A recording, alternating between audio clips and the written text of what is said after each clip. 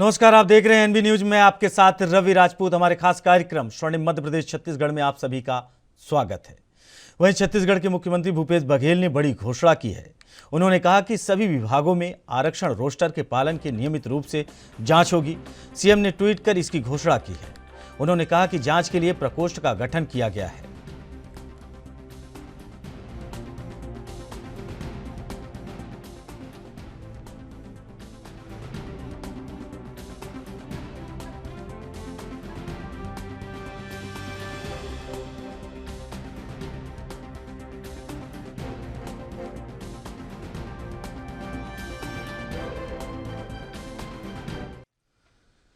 वहीं मध्य प्रदेश के मुख्यमंत्री शिवराज सिंह चौहान ने प्रदेश भर के 52 जिलों के लिए एक बड़ी घोषणा की है।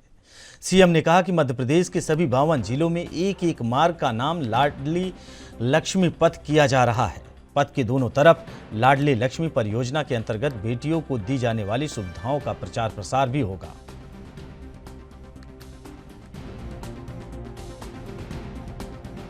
मध्य प्रदेश में सभी जिला मुख्यालयों पर, सभी 52 जिला मुख्यालयों पर लाडली लक्ष्मी बेटियों के सम्मान में एक एक मार्ग का नाम लाडली लक्ष्मी पथ रखा जा रहा है। बेटियों का सम्मान बढ़े, उनका स्थान लगातार बढ़ता रहे और हर दृष्टि से उनका सशक्तिकरण होता रहे, इसके लिए आज लाडली लक्ष्मी 2 भी लॉन्च की जा रही है। लाडली लक्ष्मियों के लिए स्मार्ट रोड की भोपाल में क्या जरूरत है, इसका नाम परिवर्तित कर रहे हैं। अब ये लाडली लक्ष्मी पथ के नाम से जाना जाएगा। इस रोड पर, केवल इसी रोड पर नहीं, पूरे मध्य प्रदेश के सभी 52 जिलों में एक एक मार्ग का नाम लाडली लक्ष्मी पथ किया जा रहा है। इस पथ के दोनों तरफ बेटी को हाथ में, इस पथ के दोनों तरफ लाडली लक्ष्मी बेटियों को जो योजना के अंतर्गत दी जाने वाली सुविधाएं हैं, उनका प्रचार, जरूरत पड़ने पर लाडली लक्ष्मी बेटियों की अलग अलग एक्टिविटीज भी की जा सकेंगी। एक आत्मविश्वास से भर के हमारी लाडली लक्ष्मी बेटियां आगे बढ़े, इसलिए लाडली लक्ष्मी वाटिका भी, जहां लाडली लक्ष्मी बेटियों के लगाए हुए पेड़ ऑक्सीजन देंगे, पर्यावरण को बेहतर बनाएंगे। लाडली लक्ष्मी पथ भी, क्योंकि बेटियों को प्रगति और विकास के पथ पर आगे ले जाना है, उसकी प्रेरणा भी बेटियों को मिले। और उद्देश्य हमारे लाडली लक्ष्मी बेटियों के माध्यम से बेटियों का शैक्षणिक सशक्तिकरण, आर्थिक सशक्तिकरण और सामाजिक सशक्तिकरण करना है। और इसके लिए आज का दिन बहुत महत्वपूर्ण है, क्योंकि मेरी बेटियां ये सब कॉलेज में पढ़ रही हैं। तो शैक्षणिक सशक्तिकरण के लिए तो मैं आज इनके खाते में 2:30 बजे पैसा डलेगा।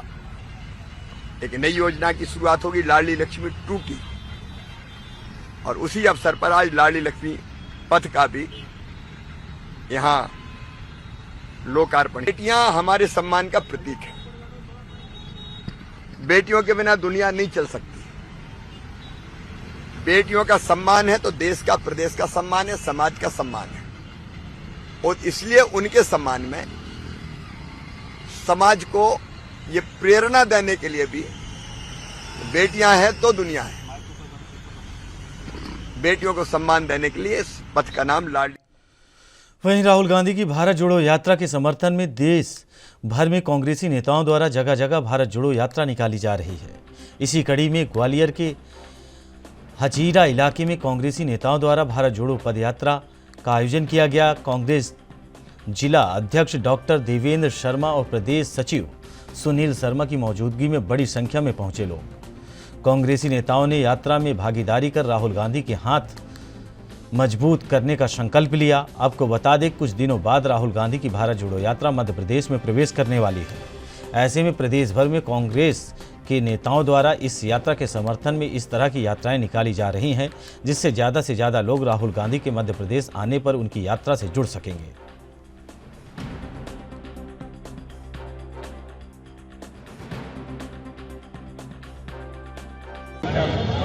भारत जोड़ो यात्रा जो चल रही है कांग्रेस की, आज हजीरे से हम लोग जाएंगे जो पीएचई कार्यालय 4 शहर के नाके की तरफ और पूरा परिक्रमा दे के लौट के हजीरे पे ही आ जाएंगे।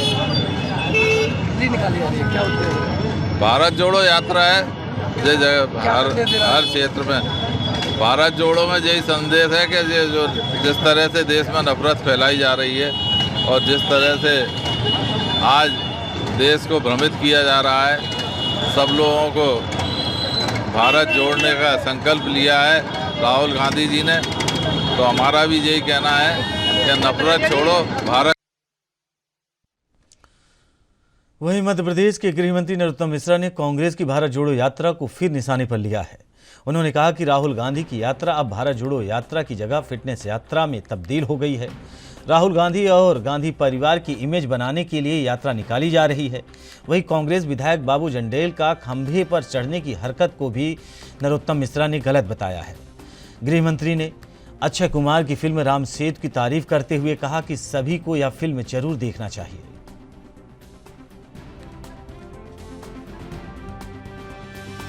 मैंने सभी को आप निवेदन किया है आज, एक जो अक्षय कुमार जी ने फिल्म बनाई है, वैज्ञानिक रूप से भी, धार्मिक रूप से भी, तथ्यों को लेकर भी, जो उस समय की तात्कालीन सरकारें थीं जिनने राम सेतु के बारे में सुप्रीम कोर्ट में हलफनामा दिया था, जिनने राम को और राम सेतु को काल्पनिक बताया था, ये काल्पनिक विषयों के बारे में विस्तार से उसके अंदर बताया गया है। और इसलिए मैंने आप सबसे प्रार्थना की है मीडिया जगत से कि एक बार आप आएंगे तो आपके माध्यम से विषय नीचे उतरेगा और लोगों का भ्रम भी दूर होगा और लोगों का ज्ञानवर्धन भी होगा उस पिक्चर से। देखिए, ऐसी यात्राएं वो कई बार निकाल चुके। अभी पहले ही जनजाति वाला जो विषय था उस पर वो यात्राएं निकाल रहे थे, फिर बाल यात्रा निकाल रहे थे, बाकी भी यात्राएं। आप तो एक आंदोलन बता दो जो कभी इनने जनहित के मुद्दों को किया। क्या ये यात्रा वो किसी जन समस्या पर नहीं निकाल सकते थे? एक परिवार की इमेज बिल्डिंग में कांग्रेस का अधिकांश समय खत्म हो रहा है। जन समस्याओं से कांग्रेस का कोई सरोकार नहीं है। कभी बिजली की बात, खाद की बात, बीज की बात करते ही नहीं मिलेंगे, किसानों की बात। अब ये यात्राएं भी निकल रही हैं तो उनकी इमेज बिल्डिंग के लिए निकल रही हैं कि राहुल जी की यात्रा आ रही है। पूरा फोकस देश भर की कांग्रेस का इसी पे है और उधर पूरे देश में सूपड़ा साफ हुआ जा रहा है। जब हिमाचल और गुजरात के परिणाम आए तब जरूर इस यात्रा की आप चर्चा करें। पूरी यात्रा फिटनेस यात्रा में तब्दील हो गई है उनकी। कभी पुशअप लगाते हुए दिखे, कभी दौड़ लगाते हुए दिखे, कभी बस पे चढ़ते हुए दिखे, कभी स्प्रिंट लगाते नजर आ रहे हैं। अब क्या उनकी इस यात्रा में योग्यता या माप क्या है? मुझे तो लग रहा है जैसे खेलों की बजाय राजनीति में उनको जबरदस्ती कोई ले जा रहा है।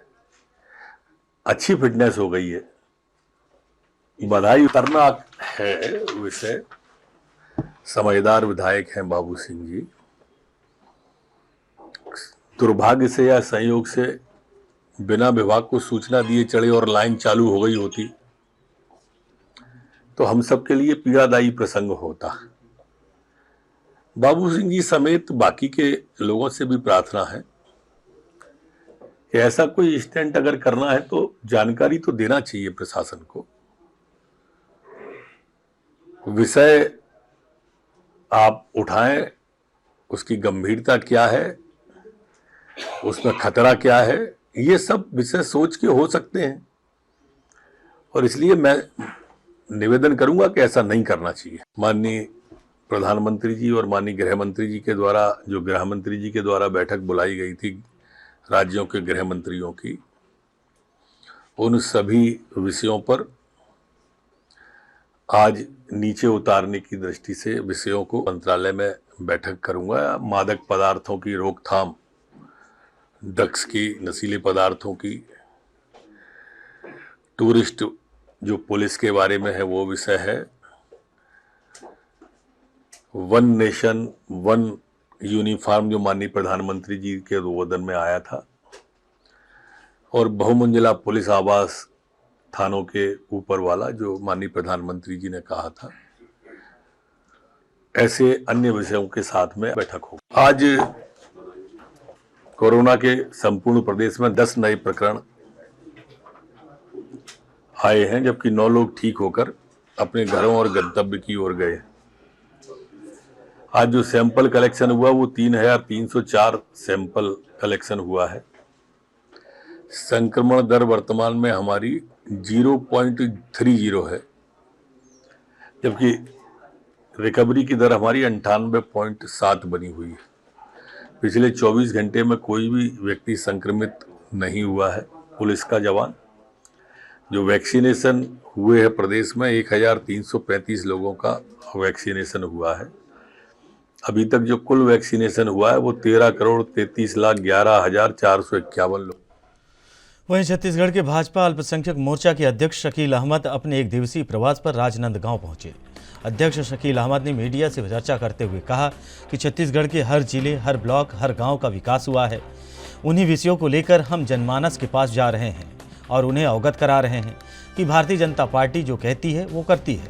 आगे उन्होंने बताया कि वरिष्ठ जनों से विचार विमर्श कर कार्यकारिणी की जल्द ही घोषणा की जाएगी।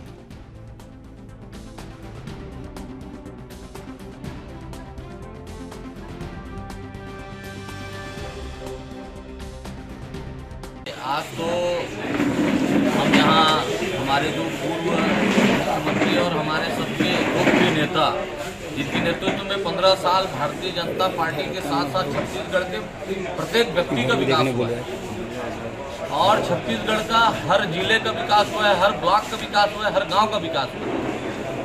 उसी विषयों को लेकर हम जनमानस के पास जा रहे हैं, लोगों के पास जा रहे हैं कि भारतीय जनता पार्टी की सरकार जो बोलती है वो। वहीं आपको बता दें कि भाजपा अल्पसंख्यक मोर्चा की प्रदेश अध्यक्ष शकील अहमद अपने एक दिवसीय प्रवास पर राजनांदगांव पहुंचे। अध्यक्ष शकील अहमद ने मीडिया से चर्चा करते हुए कहा कि छत्तीसगढ़ के हर जिले, हर ब्लॉक, हर और गांव में उन्हीं को लेकर लगातार हम विषयों को लेकर जनमानस के साथ चर्चा कर रहे हैं और उन्हें अवगत करा रहे हैं। भारतीय जनता पार्टी जो कहती है वो करती है। आगे उन्होंने बताया कि वरिष्ठ जनों से विचार विमर्श कर कार्यकारिणी की जल्द ही घोषणा भी की जाएगी। वहीं पहले सिर्फ 1 नवंबर को छत्तीसगढ़ की राजधानी रायपुर में स्थापना दिवस पर सांस्कृतिक कार्यक्रमों का आयोजन किया जाता था, जिसमें बॉलीवुड से लेकर हॉलीवुड कलाकार अपनी प्रस्तुति दिया करते थे। लेकिन छत्तीसगढ़ में मुख्यमंत्री भूपेश बघेल की सरकार आने के बाद प्रदेश के सभी जिलों में कार्यक्रम करने के निर्देश दिए गए हैं, जहां बालोद जिला में स्थानीय कलाकारों की ओर से प्रस्तुति दी गई। कार्यक्रम स्थल में जगह जगह और अलग अलग विभाग की विभागीय प्रदर्शनी और विशेष उपलब्धियों को प्रदर्शित किया गया। इस आयोजन को कराने के लिए सामान्य प्रशासन विभाग ने जिला के कलेक्टर को निर्देश जारी किए थे। यहाँ पर राज्य शासन के अलग अलग विभागों की महत्वपूर्ण और सफल परियोजनाओं के साथ ही पिछले सालों की उपलब्धियों को भी मॉडल के तौर पर रखा गया है। वहीं छत्तीसगढ़ के रायपुर में कश्मीर से कन्याकुमारी तक देश के विभिन्न संस्कृतियों के रोचक नृत्य हैं। इन सब की जीवंत प्रस्तुति राष्ट्रीय आदिवासी नृत्य महोत्सव में हो रही है। देश के सबसे शीर्ष हिस्से लद्दाख से आए कलाकारों ने बल्कि नृत्य की प्रस्तुति दी। यह नृत्य लद्दाख से विवाह समारोह के अवसर पर किया जाता है। विवाह में अनेक तरह की रस्म होती हैं।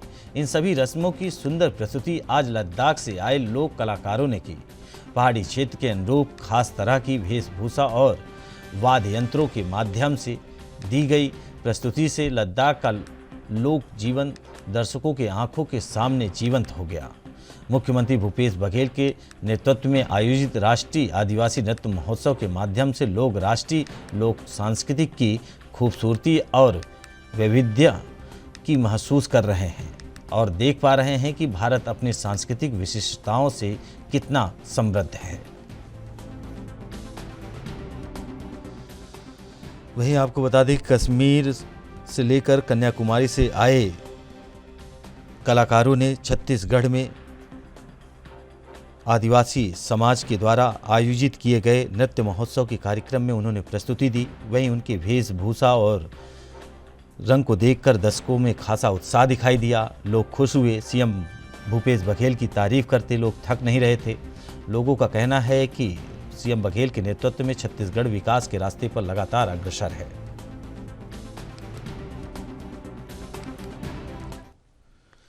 फिलहाल इस बुलेटिन में हमारे साथ इतना ही। बाकी खबरों से जुड़े रहने के लिए देखते रहिए एएनबी न्यूज। नमस्कार।